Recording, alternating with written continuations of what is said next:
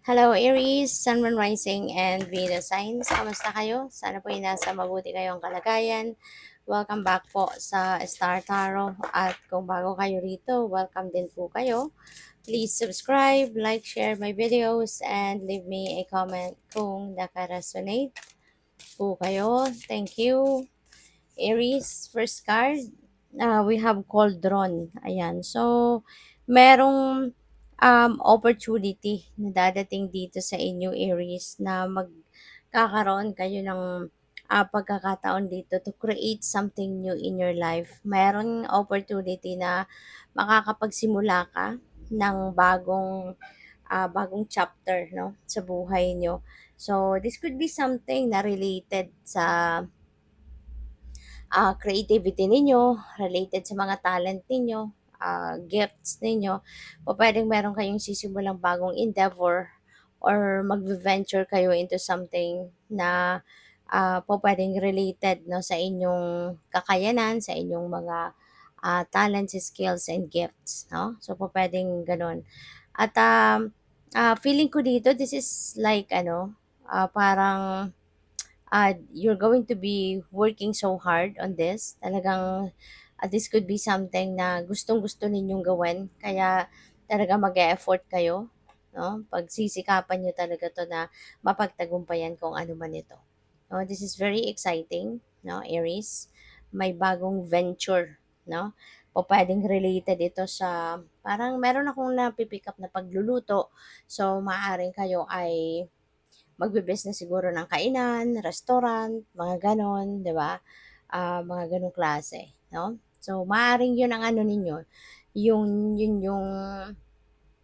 ah, hilig ninyo, no? Kaya po puwedeng 'yun ang gagawin ninyo sa ngayon. Magsisimula siguro kayo ng bagong negosyo, ganyan. So, we have sun, wow, ang ganda, 'di ba? Magiging masayang-masaya kayo. There is going to be new situations dito na talagang magpapasaya sa inyo ng bonggang-bongga.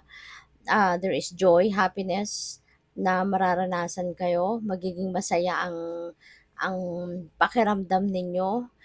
Isa pa diyan siguro sa rason, no? Dahil magiging masaya din kayo kasi kung ano man yung mga, kunyari, baka meron kayong mga nararamdaman, physical discomfort, maaari nagkaroon kayo ng mga sakit-sakit, ganyan. At ngayon, gagaling na kayo. No? Maaaring mararamdaman ninyo from here on na maganda na nag improve na yung inyong kalagayan, nag improve na yung pakiramdam ninyo, lumalakas na ang muli ang inyong katawan, ganyan. Kaya magiging ekstrang masaya kayo. No, magiging positibo yung energy na maa-attract na ninyo sa ngayon. And also, siguro pagdating sa pera, no, maswerte din kayo, magiging komportable na din kayo sa inyong kaperahang aspeto. O pwede may mga financial gain, diba? May financial comfort na dadating dito, kaya talaga magiging maaliwalas, no, ang inyong pakiramdam. So, we have B. Ayan. So, napakaganda. Si B din, di ba? Merong ano yan eh. Merong abundance na energy din yan. At nagdadala yan ng sweetness, nagdadala ng magandang, tawag dito, magandang energy din yung B sa buhay natin. Pwede rin na ang iba sa inyo dito, siguro mararamdaman din ninyo yung support, no, ng community sa paligid ninyo. Maaring yung mga tao sa paligid ninyo also are going to help each other para din makatulong din sa'yo, masuportahan ka din sa kung ano man ang pangangailangan mo. Maaring magtutulong-tulong din sila. No? Parang magkakaroon dito ng cooperation, diba? Magkakaroon ng collaboration dito, hindi lang para makatulong sa'yo kung ano mang kailangan mo, or kundi sa society ninyo, diyan sa komunidad ninyo, kunyari sa barangay ninyo or sa subdivision ninyo, yung gano'n. So, siguro ramdam mo, no, na yung mga tao sa paligid mo are always there, 'di ba? Nagtutulungan para sa isa't isa, no? So, that's really beautiful. So, tignan natin kung ano pa ang mga messages para kay Aries. And by the way, maraming salamat din for subscribing. At kung hindi pa po kayo nagsusubscribe, please subscribe at Please click the join button din sa baba ng video kung hindi pa kayo nakakapag-join sa membership. Okay? Salamat po. So, tignan natin paunang card ninyo rito sa deck na ito. We have the Word to Write.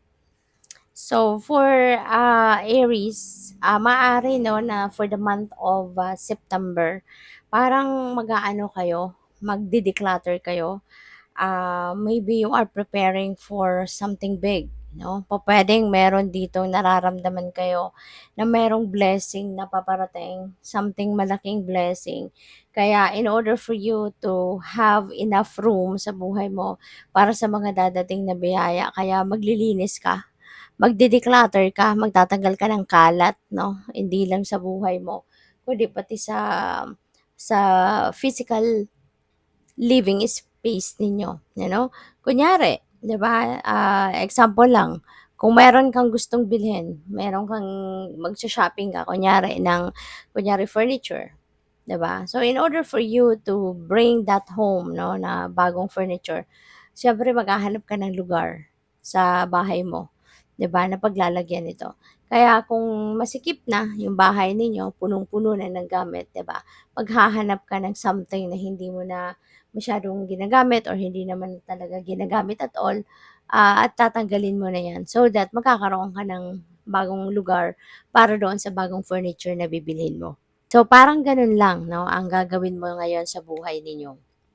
Whatever it is na na hindi na mahalaga or hindi na wala na masyadong pakinabang or wala naman kayong, napapakinabangan at all sa bagay na 'to, talagang 'yan magde-declutter ka. Because you want to remove something that doesn't serve your highest good anymore and you're going to take home something 'no, na or papapasukin mo sa buhay mo ang something na alam mong mas mapapakinabangan mo or mas magagamit mo, 'di ba? So 'yun, you are going to do some kind of organization, mag-aayos ka, magliligpit, 'di ba? Maaring literal ito 'no, na pag-aayos, pagliligpit at pag-o-organize sa buhay. You are going to tidy up siguro, your bahay 'no, or your living space. So we have selenite, ayan. So selenite, this is about flexibility, fluidity, flexibility. Nagpapakita rin ito ng clarity, yung gano'n. Kaya po pwede na ang iba sa inyo sa ngayon makakatulong talaga yung pag-o-organize ninyo ng bahay, pag-o-organize ng paligid ninyo, pagde-declutter. Kasi totoo, nakakaapekto talaga ng malaki yung nakikita ng mga mata natin. Kung ang nakikita kasi natin magulo, makalat, parang madumi, 'di ba? Pati yung isip natin hindi rin mapakali. Hindi makapag-isip na maayos, 'di ba? Naguguluhan din tayo, naaapektuhan tayo. Kaya ngayon na mag-o-organize ka, 'di ba? Magde-declutter ka, maglilinis ka, kaya magiging mas maayos na ngayon, 'no, yung makikita ng iyong mga mata. Magiging kalmado din ang mata mo, 'di ba? At magiging kahit papaano mas relax ngayon yung reaction ng mata mo. Kaya yung takbo din ng pag-iisip mo mas magiging maayos din. Mas magkakaroon ka na ng clarity of thought. Makikita mo na din siguro ngayon yung clear direction ng mga desisyon na dapat mong gawin, yung gano'n, ano? Kaya mabuti yan. Maganda yan na naiisip ninyong mag-reorganize kayo ng mga bagay-bagay sa paligid. So, we also have the Euclase.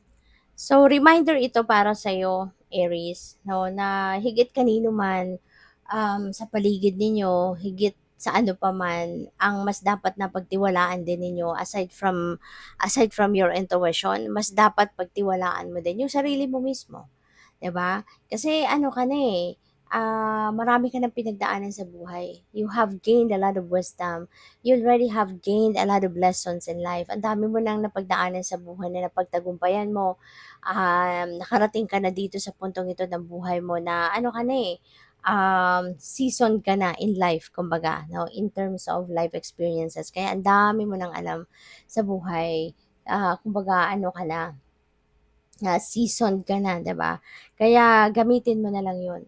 Kung ano man yung mga alam mo, gamitin mo yon, i-apply mo yon sa mga sitwasyon mo sa buhay, and never ever doubt yourself.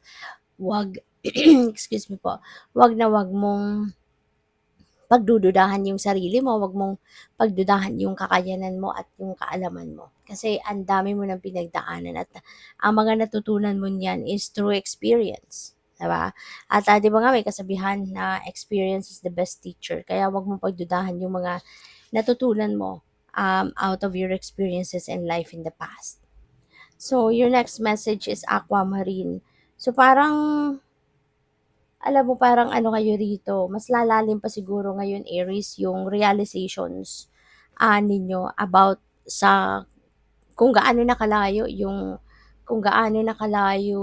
nilakbay mo sa buhay, you know? At, ang dami mong natutunan, 'di ba? Ang dami mo ng wisdom na accumulate, and maaring, sa ngayon mare-realize mo din na, "Ay wow, 'di ba, ganito na kalayo ang narating ko, ganito na yung mga natutunan ko." Kaya, siguro ngayon maiisip mo din na it will be easier for you, 'di ba? It will be easier for you to judge something or to judge a situation sa buhay mo sa ngayon. Mas mabilis mo na siguro ngayon mafi-figure out yung mga bagay-bagay, mas mabilis mo ng, makikita yung mga dapat mong makita, dapat mong ma-realize sa buhay. Kasi pupuwedeng gagamitin mo rito yung ano mo, yung mga learnings mo in life, na pinagdaanan in the past. Kaya siguro mas mabilis na din ngayon na parang magkakaroon ka ng, yung clarity, 'di ba? Yung clarity sa mga sitwasyon mo, maaring mas mabilis mo nang makukuha 'yan, 'no? Dahil sa mas malalim na ngayon yung magiging realizations mo about life itself, 'di ba? About ng pagkatao mo, about ng existence mo, yung gano'n. Kaya parang nagma-matured ka na, or pupuwedeng masasabi mo na you are already emotionally matured na talaga, 'no? So, dahil sa mga natutunan mo in the past. So, tignan natin kung ano pa ang ganap, ano pa ang mga messages ninyo, for today.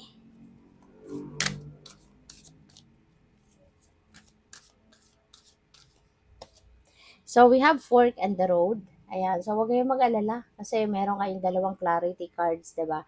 Kaya kung ano man ito na sitwasyon mo sa ngayon na parang naguguluhan ka, maaring hindi mo mawari ngayon kung anong gagawin mo, pasensya lang, no? Pasensya pa ng konti. Give yourself time to breathe muna, okay? Kasi magkakaroon din ng linaw ang iyong isipan. You have clarity rito, you have even deeper clarity dito. Kaya ano lang, konting break lang. Siguro kailangan mo lang din muna na magpahinga ka, kailangan mo lang din muna na talikuran mo muna ng saglit kung ano man itong nagpapagulo sa isip mo, ano man itong desisyon na kailangan mong gawin. Talikod ka muna ng konti diyan, 'di ba? Do some breathing exercises, mag-ano ka muna, mag-relax-relax ka muna, at tsaka mo na 'yan balikan kapag alam mo 'yun, magaan na yung pakiramdam mo at handa ka ng isipin, 'no, ang magiging decision mo. Kasi, maybe sometimes kung gulong-gulo na ang isip natin tapos talagang nandiya-diyan lang tayo, hindi natin binibigyan ng pagkakataon yung isip natin na, alam mo 'yun, makahinga man lang, talagang mas lalong sasakit ulo mo, mas lalong gugulo isip mo. Pero kapag ano, nagulong-gulo ka, take a break. Okay, bigyan mo muna ng konting oras, 'no, na sumingaw man lang yung stress mo, 'di ba? At, balikan mo 'yan after a while, alright? Para kahit papaano matanggal mo muna yung gulo sa isip mo, at kapag nakipag-usap ka muna sa iba, 'wag mo munang isipin yung pinoproblema mo, yung iniisip mo, isantabi mo muna 'yan. Iba muna yung pag-aabalahan mo, have fun, enjoy, 'di ba? Makipagchika ka muna, makipagbiruan ka muna, ganyan, and then get back to it. At least yung ma-break lang muna yung chain of thought ninyo. So, what else? We have breathe. Tulad na kakasabi ko lang sa'yo, take a breather, di ba? Take a breather. Give yourself a break muna, kahit saglit lang. Okay? At mag-relax-relax ka muna. Tsaka mo na yan balikan. No? Kunyari, ngayong umaga, di ba? Mag-ano ka muna. Mag-chill-chill ka muna. Tapos, baka mamayang hapon, mas maging okay ka na. Di ba? Mas maging maganda na yung pakiramdam mo. Yung ganun ba? 'no, tsaka mo na isipin 'yon, 'di ba? Hindi kailangang talagang pilitin mo 'no, na sa oras na 'to kailangang, makapagdesisyon ka na, 'di ba? Pupuwede rin naman na pahinga ka muna ng konti, pagpahinga mo muna yung isip mo, alright? Para na mas makapag-isip ka ng mabuti kapag nakapag-ano ka na, nakapag-unwind ka muna, gano'n. So, huwag kang mag-alala. 'No, kung ano man yung pinoproblema mo, there is a community of people around you na handang tumulong sa'yo. Alam mo kung ano na kailangan mong gawin, siguro kailangan lumapit ka lang sa mga tao sa paligid mo na alam mong, puwede namang makatulong sa'yo. Reach out to someone na alam mong puwedeng makakasuporta sa'yo, reach out to someone na alam mong, handa silang, tulungan ka. Okay, kasi lucky ka, eh, merong community ka na sa paligid mo na, kahit isang tawag mo lang or isang text mo lang nandiya-diyan sila para tulungan ka. So, gawin mo 'yun ano, lumapit ka sa tao na alam mong matutulungan ka talaga or lumapit ka sa taong alam mong, laging willing 'yan na tumulong sa'yo, okay? Para kahit papaano, alam mo 'yun, maging kampante ka na merong makakatulong sa'yo, mo ang problema mo. Okay, so good luck sa'yo. Thank you for watching. Love and light. Namaste.